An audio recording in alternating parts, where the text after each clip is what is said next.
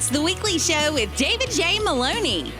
This week, David talks with legendary guitarist and founder of the band Twisted Sister, JJ French.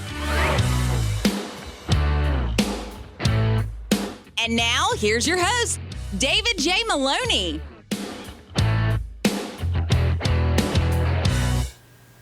Welcome to everyone at home, and I would normally say our studio audience to the weekly show. I'm your host, David J. Maloney. I say normally because we would usually shoot the show before a small studio audience at the Hard Rock Hotel and Casino, but we are still shooting from home due to coronavirus concerns. And because we are still shooting from home, filling in for our house band, the Mojiles, again with me tonight is my son, Gianni.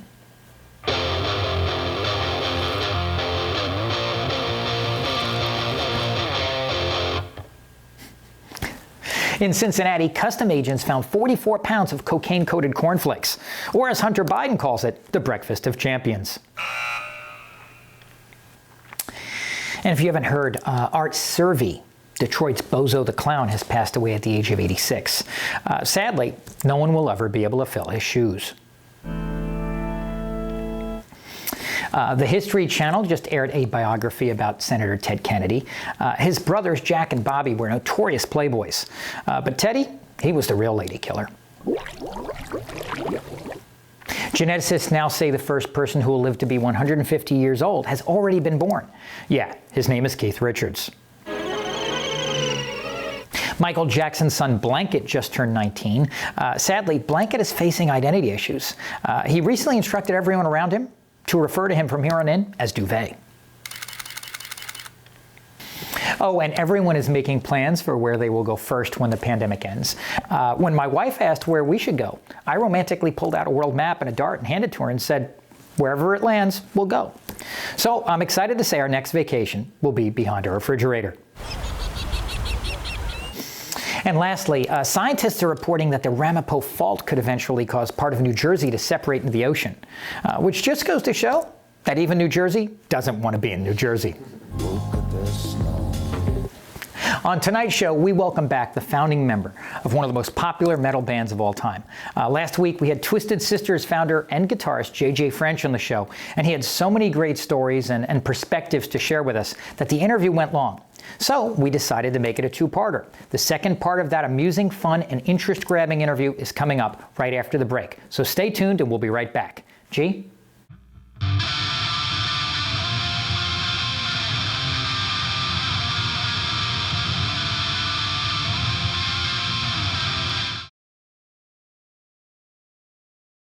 You guys lived through some of the more famous and infamous moments in music and touring history. Are there any memories that stick out to you most from your touring days? The 83 on that tour was in Nuremberg, Germany, in the place where Hitler made all his speeches, in the actual field, Zeppelin field. So if you're Jewish, being in Germany in general is not the most comforting feeling. I mean, I will tell you, being Jewish, I wasn't getting the feeling I was in Germany. It was not like a warm and fuzzy place for me.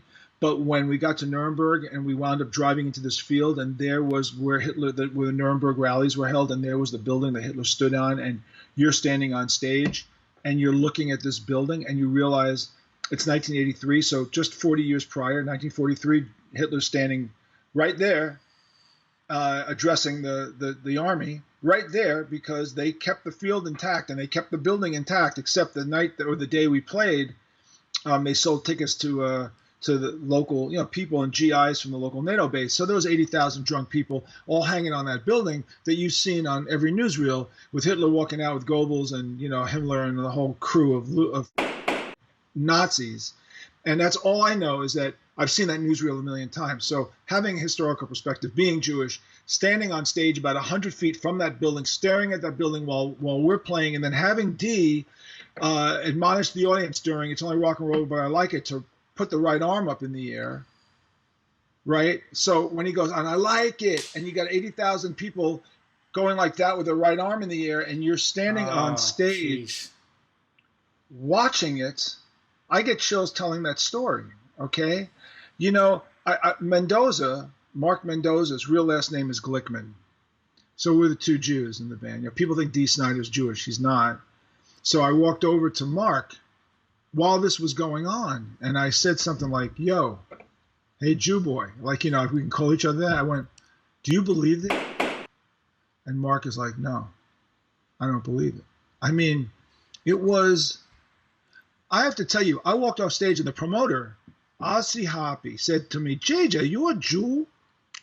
And I go, yeah. I go, how'd you figure that? He goes, because you're white as a ghost. And that's what happens when the Jews play here. And I went, what the hell does that mean? And he goes, last year, Bob Dylan played, he's Jewish. His name is Zimmerman. He had the same reaction. I went, oh, that's really wonderful. Thanks for telling me that. I mean, it was, when you do that, when you ask me about special things, like what did you see? We saw stuff.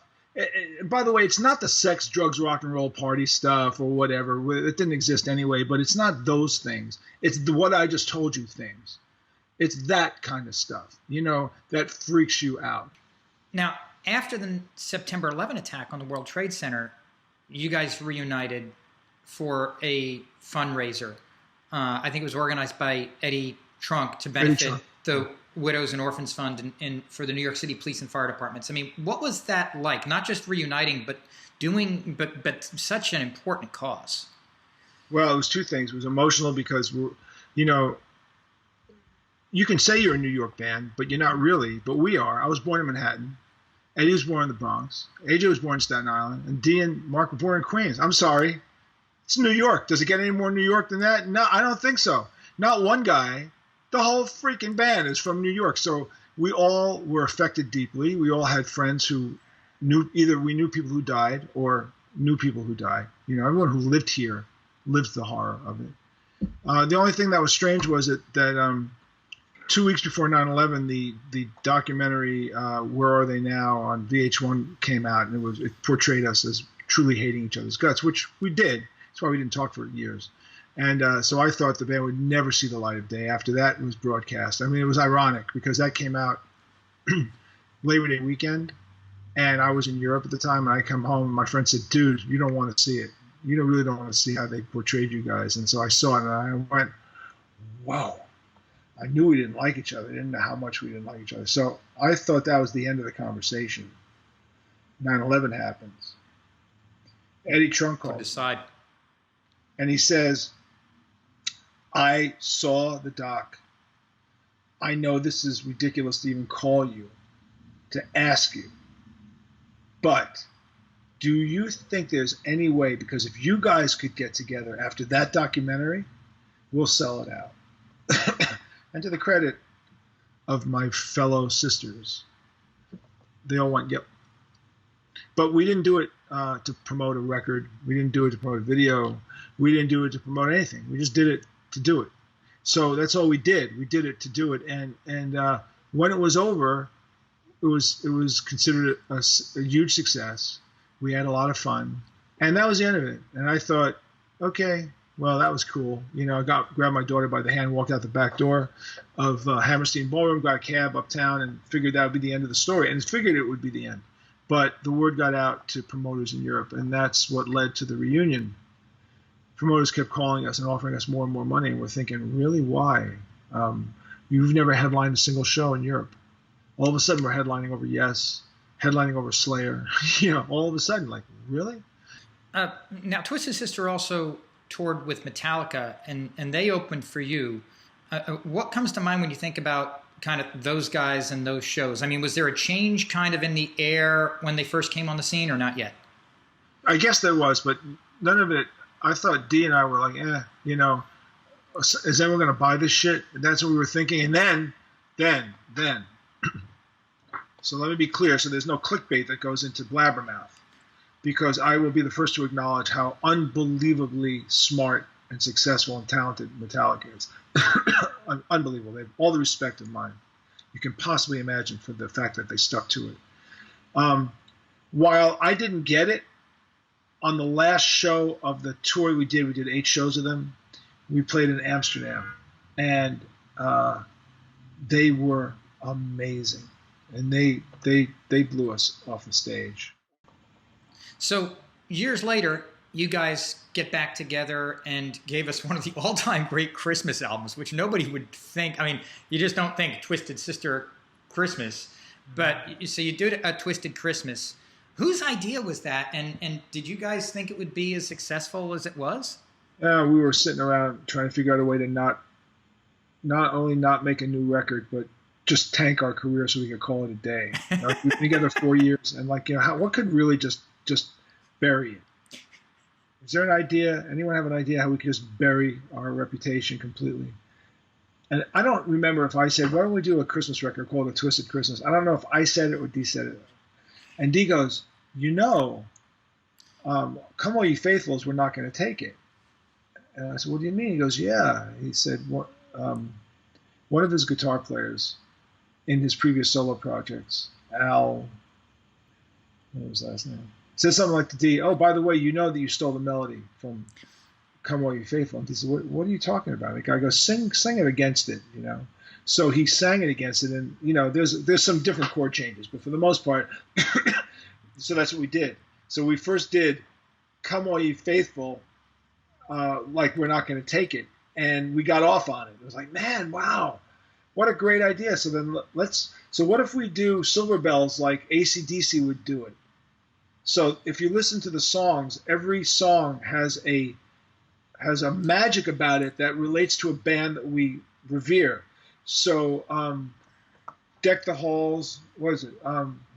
White Christmas is like if Iron Maiden was going to do White Christmas, we envisioned Iron Maiden doing White Christmas. We envisioned Thin Lizzy doing Deck the Halls, I think. We just kind of, the first song, Have Yourself a Merry Little Christmas, is like the Ramones. It's like if the Ramones did it, that's how the Ramones would do it. So it was a homage to bands that we revered. And then we released it thinking, it'll sell 30,000 records maybe, and sold 250,000 records. I'm curious, what bands are currently on repeat for you? I mean, who's on your playlist, and do you listen to anything that people just would not expect? Yeah, Dean Martin is probably on my playlist. I listen to Dean. I love Dean, so I listen to him all the time. He just has a voice that's great. Yeah, I mean, I love Sinatra, but I love Dean. Lately, I've been listening a lot to Keb Mo. You know who Keb Mo is? Yeah. So I'm listening. A friend of mine turned me on to him, and he's great. In fact, the A&R guy that signed him is a guy who signed an artist I managed for a while. So Keb Mo is great, but I listen to mostly. I'm a blues guy, and so listening to Sonny Boy Williamson or Howlin' Wolf or Lonnie Johnson, Magic Sam, Albert King, BB, these are the guys I listen to all the time. It's classical music for me. So contemporary artists don't really come through me unless someone deliberately goes, hey, here's Avenged Sevenfold. What do you think of them? Or here's this one. What do you think of them? Recently I bought a live Elvis at Madison Square Garden. I saw it in a flea market, the album, and I was at that show. I was there, and I said, I remember that show sucked, and I bought the record, and it reminded me how much the show sucked, So I said to myself, man, I'm looking around my room going, what other albums do I own that I've been to, like that were turned into live records? So I started going through my collection. So the Weavers at Carnegie Hall in 1963, that was the first show I ever went to, live. I have it. I have the album. The band at the Academy of Music, 1971, Rock of Ages, I was there. I have it. John Mayall, Turning Point, live, Fillmore East, I was there. I have it. Jimi Hendrix, Band of Gypsies, New Year's Eve, 1970, Fillmore, I was there. I have it. Rolling Stones live, Madison Square Garden, 1969, I was there. I have it. Cream Reunion, Albert Hall, 2005, I was there. I have it. Grateful Dead live at the Portchester Theater in 1971, I was there. I had it. So I own all these records made from concerts that I was at. So obviously I was at the right place at the right time. So when people talk to me about, what do you listen to? I go, dude, I've got so much music in my brain. I've had so many experiences in my brain that if I tell you that at night I just listen to talk radio, watch MSNBC, Rachel Maddow, and then what really late at night I listen to conspiracy radio. I listen to Richard Thyrett, who's a Canadian DJ, because he tells me wacky stories about people landing on Mars. That's what I listen to. And then when I'm listening to music in my house, if my wife was listening to James Taylor or Cat Stevens, I'll listen to James Taylor or Cat Stevens or Carole King. And when I'm putting on my stuff, I'll put on Beatles, because I write a Beatle column for a magazine. And, can always listen to Beatles, although my wife hates them. So I don't play Beatles very much because she can't stand them. So I have to limited amounts when I'm in my my own room, I'll listen to Beatles. I won't play it around the house because she can't stand it. But their whole songbook I know, and of course Zeppelin's songbook I know, and Pink Floyd's songbook I know because I was a huge Syd Barrett fan. But contemporary-wise, unless someone throws a record in front of me and says you really have to pay attention to this band, I don't. There's too much out there. The good news is everybody can make a record, and the bad news is everybody can make a record. So if a band stops me and go, hey man, here's my CD, or here's this, listen, I'll listen. But I also get very cynical about it because there's nothing new. Everyone's just repeating everything. I don't hear anything. Hip hop is different and new. I'm not a hip hop guy. It doesn't mean I don't appreciate the art form. It's not a hip hop guy. I don't hear it. It's not in my hearing. I grew up, but I don't want to sound like my father. My father couldn't hear the Beatles, and he thought I was crazy. And he used to tell me that everything I heard was baby, baby, baby, yeah, yeah, yeah. That was my father's whole analysis of the entire music scene that I grew up with. Whether it was Motown, Beatles, Beach Boys, Stones, Hendrix, doesn't matter. It was, I don't get it. It's all baby, baby, baby, yeah, yeah, yeah. You know that joke about country music? You play a country record backwards, the girl comes back, the car comes back, you get your car back. That joke was made by a country artist. So when my father goes, it's all baby, baby, yeah, yeah, yeah, I think about my daughter, and she comes into my room one day when she was 4 or 5, and she plays me Britney Spears' version of Satisfaction, which, was hard to take, but, it's my daughter. So I figured it was a teachable moment. So I said, here, I'm going to play you the greatest single that's ever been recorded by mankind, blah, blah, blah, blah. I play her Satisfaction, to which she says, that sucks, Dad. And I thought to myself, if I kill her, there's a jury of my peers that may find that justifiable infanticide. Maybe I can get away with it. So then I learned to shut up and mind my own business. Let her have her world. So after years of tasering, she now loves Queen and the Beatles you have to let people, just find their own stuff and enjoy it. So JJ, I want to go to one more commercial break, and then I want to talk about things going on with you pretty much now, sure. and about your book. So we'll be right back with JJ French from Twisted Sister. And we are back with JJ French of Twisted Sister. So I heard after your last show in 2019, I guess you announced retirement and gave a lot of your gear to, was it your crew? No, I just gave my guitars. Just the guitars? The ones I had with me on the road. Now, how many people, do people do that? That just seems like, it seems like such a kind gesture. I don't know. I mentioned it to Steve Vai, and he thought it was a nice thing to do. I just thought it was our last show, and why not? Was it to kind of make certain that you wouldn't? Was it to make certain you wouldn't be? Because it seems like you guys keep stopping, and then something kind of like The Godfather drags you back in, and just like you said, you tried to make the Christmas album you were looking for an album to kind of end it all, and then it didn't. Was there some symbolic nature of it in giving the guitars away in that, or was it just felt like time? Well, I have 1 million guitars. It's not like I didn't give them vintage guitars. I carry my stage guitars, which are great, but I get new ones every year, so I use them for the tour. Got it. And a lot of times I sign them and give them away. Got it. Okay, now that makes sense. Now let's talk about... Or for charities. Mm-hmm. I decided to my crew, I said, if you guys want them, Yeah. Let's talk about the book. Tell us a little bit about that. Well, it's called Twisted Business, and it's basically based on a theory of the twisted method of reinvention, TWISTED, tenacity, wisdom, inspiration, stability, trust, excellence, and discipline. That's the 7 letters. And that was just a marketing concept to help me promote the book. But I've been doing business talks for years.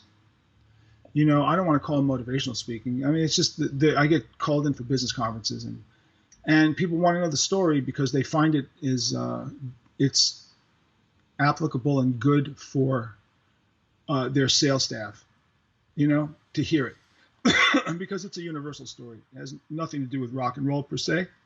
You could be selling shoes or radios. It doesn't matter. It's the same theory behind it. So it was necessary to do it. If I was going to continue on lecturing and doing these things, I needed a book.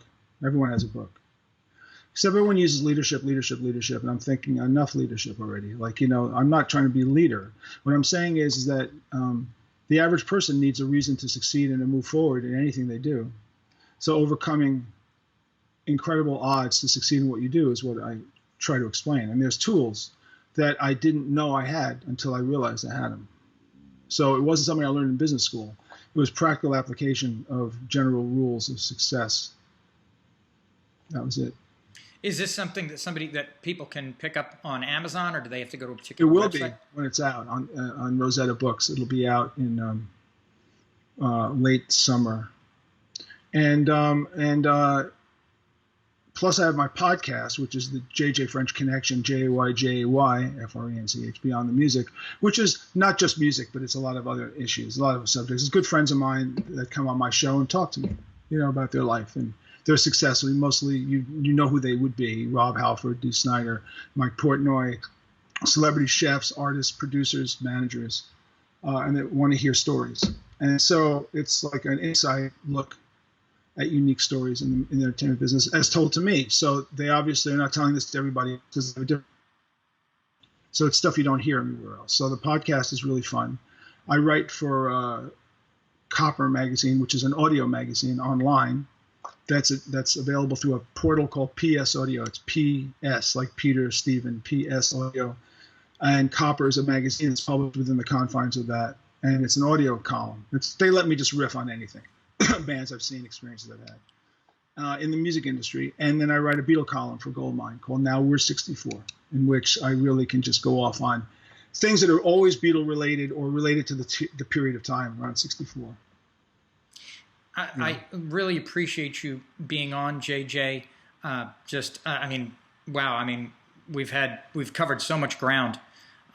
So just thank you, ladies and gentlemen, from Twisted Sister, JJ French. Thank you. Take care, David. That is our show for tonight. Thank you so much for watching. Special thanks to JJ French for joining us for both this and last week's show. Taking us home tonight, still filling in for our house band, the Mojiles, my son, Gianni.